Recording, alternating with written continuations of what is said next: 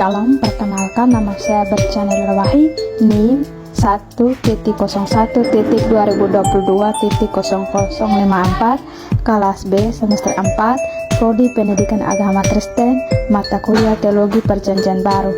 Saya di sini menjelaskan tentang nubuat dalam Perjanjian Baru. Baik, di sini saya akan menjelaskan yang pertama latar belakang sejarah Perjanjian Baru dalam bagaimana nubuat memainkan peran penting dalam pengajaran dan keyakinan para pengikut Kristus pada masa itu. Pengertian nubuat menjelaskan tentang apa itu nubuat dalam konteks Perjanjian Baru, termasuk definisi, tujuan, dan jenis-jenis nubuat yang terdapat di dalamnya. Nubuat dalam kitab-kitab Perjanjian Lama menelusuri nubuat-nubuat yang dijanjikan dalam kitab Perjanjian Lama yang kemudian dipenuhi dalam Perjanjian Baru, seperti nubuat tentang kedatangan Mesias, kelahiran Yesus, dan peristiwa-peristiwa lainnya. Terus yang berikut pengertian nubuat. Nubuat Alkitab atau nubuat Alkitabiat adalah sejenis prediksi terhadap suatu kejadian berdasarkan pada tindakan dan perkataan seorang nabi. Ayat-ayat tersebut secara luas berasal dari seluruh Alkitab, tetapi yang paling sering dikutip adalah berasal dari Yeskiel, Daniel, Matius 24 ayat 25 dan Wahyu. Alkitab Ibrani mencatat perkataan para nabi yang sering memperingatkan orang Israel untuk bertobat dari dosa dan penyembahan berhala dengan ancaman hukuman maupun janji pahala, berkat, dan kehancuran diyakini merupakan kontrol Allah. Manfaat nubuat dalam Perjanjian Baru. Tuhan mengetahui akhir dan awal dan meramalkan masa depan dengan sangat akurat. Kitab Wahyu bersama dengan nubuat akhir zaman lainnya memberi kita gambaran tentang peristiwa-peristiwa yang akan mendahului akhir dunia yang kita kenal. Kata Wahyu berarti terungkapnya apa yang sebelum tersembunyi dan tidak ketahui sebagai berikut. Baik, yang pertama di sini peran utama dalam Perjanjian Baru. Dari 216 pasal dan Perjanjian Baru terdapat 318 referensi tentang kedatangan Kristus yang kedua kali.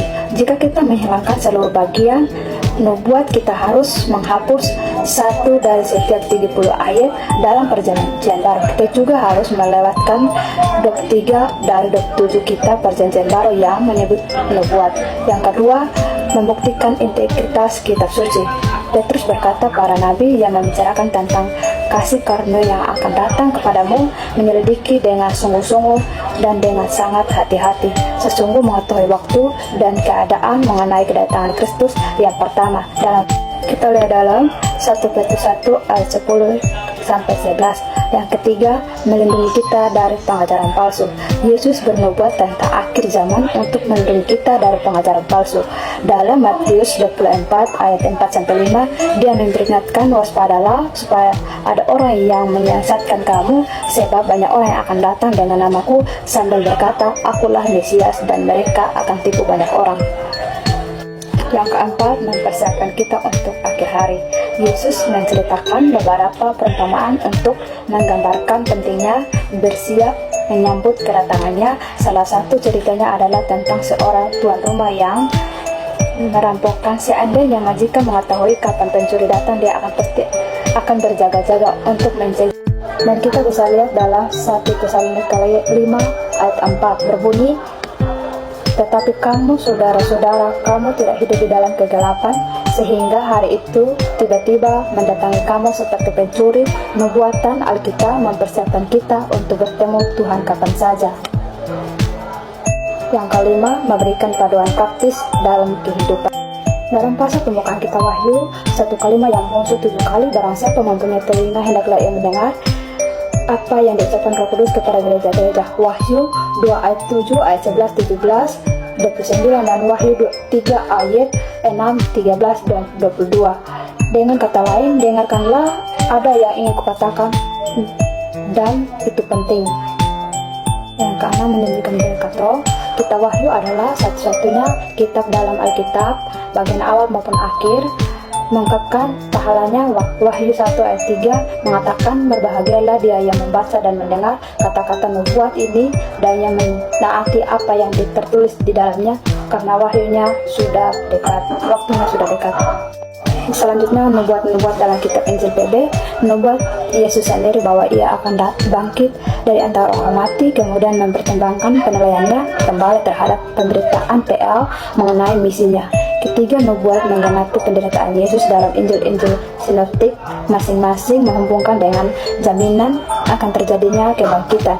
Matius 16 ayat 21, Markus 8 ayat 31, Lukas 9 ayat 22, Matius 7 ayat 22 sampai 23, Markus 9 ayat 31, Matius 20 ayat 19, Markus 10 ayat 34, Lukas 8 ayat 33. Markus menuliskan setelah 3 hari, sedangkan Matius dan Lukas menuliskan pada hari yang ketiga. Tetapi ketiga penulis berkata dengan jelas bahwa kebangkitan akan segera terjadi setelah penderitaan. Kenyataan bahwa nubuat ini diberikan sebanyak 3 kali mungkin berarti bahwa Yesus mengetahui tentang betapa sulitnya bagi murid-muridnya untuk menerima gagasan tentang kebangkitan. Yang selanjutnya, nubuat dalam Alkitab. Nubuat dalam Alkitab memperlihatkan bahwa susunan kanonik dari kitab-kitab dalam Alkitab orang Yahudi, Alkitab Yahudi disusun dalam 3 bagian, yaitu kitab Taurat, kitab nabi-nabi, dan kitab-kitab nubuatan yang dicatat dalam Alkitab. Tidak ada yang digenapi atau yang digenapi. Yang penting bagi kita untuk mempertimbangkan konsep etika. Konsep etika dalam Perjanjian Baru merujuk pada prinsip-prinsip moral yang diajarkan oleh Yesus Kristus dalam ajarannya. Ini memperlibatkan nilai-nilai moral yang dianggap penting dan relevan bagi orang Kristen dalam mengikuti Yesus. Salah satu konsep etika yang penting dalam Perjanjian Baru adalah kasih. Yesus mengajarkan agar orang Kristen mengasihi sesama dengan cara yang seperti Kristus kasihi mereka. Kasih yang ditunjukkan melalui perbuatan saling mengasihi, peduli, dan melayani satu sama lain menjadi salah satu fondasi etika dalam Perjanjian Baru. Saya menyimpulkan dari materi yang saya bahas dari atas bahwa menurut nubuat Perjanjian Baru adalah prediksi atau mengungkapkan tentang masa depan yang dinyatakan oleh para nabi atau Yesus Kristus. Nubuat ini digunakan untuk menegaskan identitas Yesus sebagai Mesias yang dijanjikan untuk mengarahkan umat Kristiani yang percaya untuk hidup sesuai dengan ajarannya dan memberikan harapan akan masa depan yang lebih baik dalam iman.